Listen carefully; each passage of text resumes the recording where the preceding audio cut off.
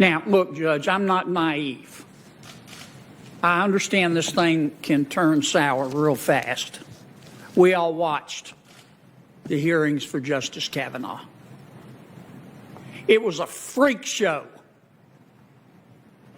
It looked like the cantina bar scene out of Star Wars. And I know, for someone unaccustomed to it, that it hurts to be called a racist. I think it's one of the worst things you can call an American. I know that it hurts to be called a white colonialist. And I know it must hurt for someone of deep Christian faith like yourself to be called a religious bigot.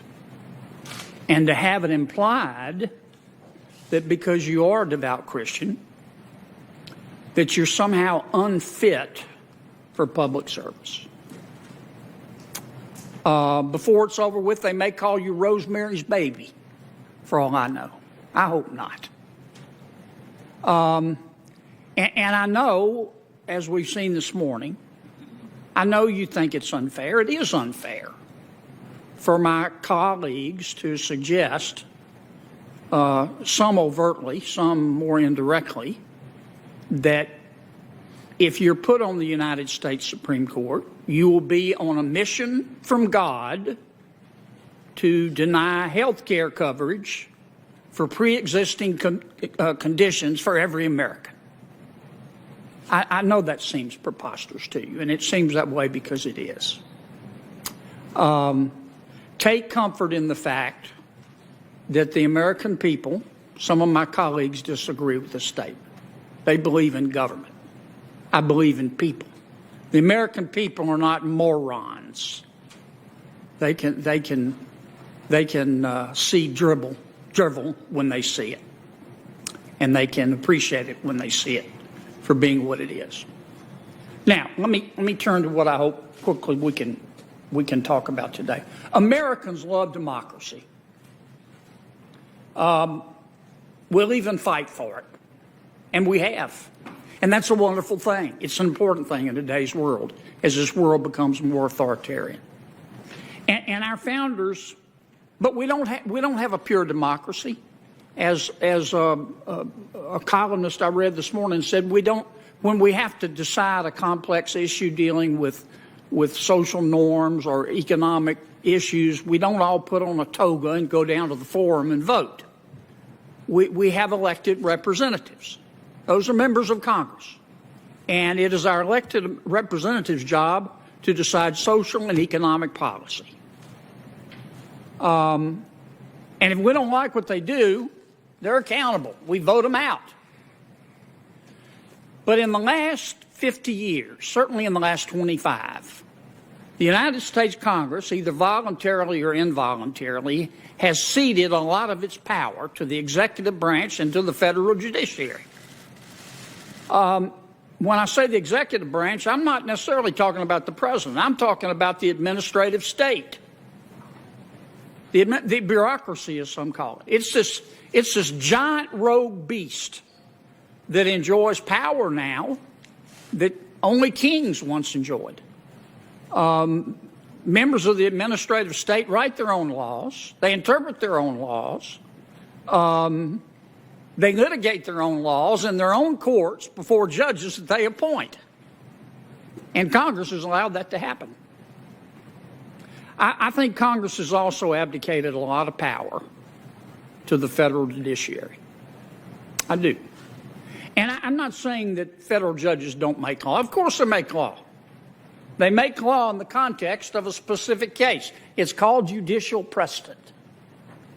But our founders intended federal judges to exercise judicial restraint and to understand the special role, scope, and mission of the federal judiciary vis-a-vis the United States Congress. I don't think our founders intended judges to be politicians in robes. I think our founders intended judges, federal judges, to tell us what the law is, not what the law ought to be. I think our founders intended, as the Chief Justice put it, I think our founders intended federal judges to call balls and strikes. I don't think our founders intended for federal judges to be able to redraw the strike zone. I don't think our founders intended for judges to be politicians in robes. Politicians, you don't want the United States Supreme Court to turn into this. Trust me. Politicians get to vote their preferences under our democracy. Judges do not. Judges do not. And finally, unlike some of my colleagues, I don't think our founders intended the United States Supreme Court to become a mini Congress. I don't think our founders intended members of the United States Supreme Court to try to rewrite our statutes or the United States Constitution every other Thursday because to prosecute a social or an economic agenda that they can't get by the voters. And that goes on in America every day. We've reached the point where one single solitary federal judge in a limited venue can enjoin a federal statute or an executive order of the President of the United States for the entire country. And our founders never intended that. I want to close with two very short quotations.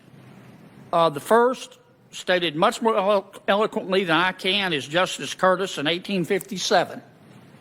You probably read it. He was dissenting in the Dred Scott case. This is what Judge Curtis said. When a strict interpretation of the Constitution, according to the fixed rules which govern the interpretation of laws, is abandoned, and the theoretical opinions of individuals are allowed to control its meaning, we have no longer a Constitution. We're under the government of individual men who, for the time being, have power to declare what their Constitution is according to their own views of what it ought to mean. And finally, a more contemporary statement from a gentleman that you're very familiar with, Justice Scalia. He said it in real world terms. This is what he said. The American people love democracy, and the American people are not fools. The American people know their value judgments are quite as good as those taught in any law school. Maybe better. Value judgments, after all, should be voted on, not dictated.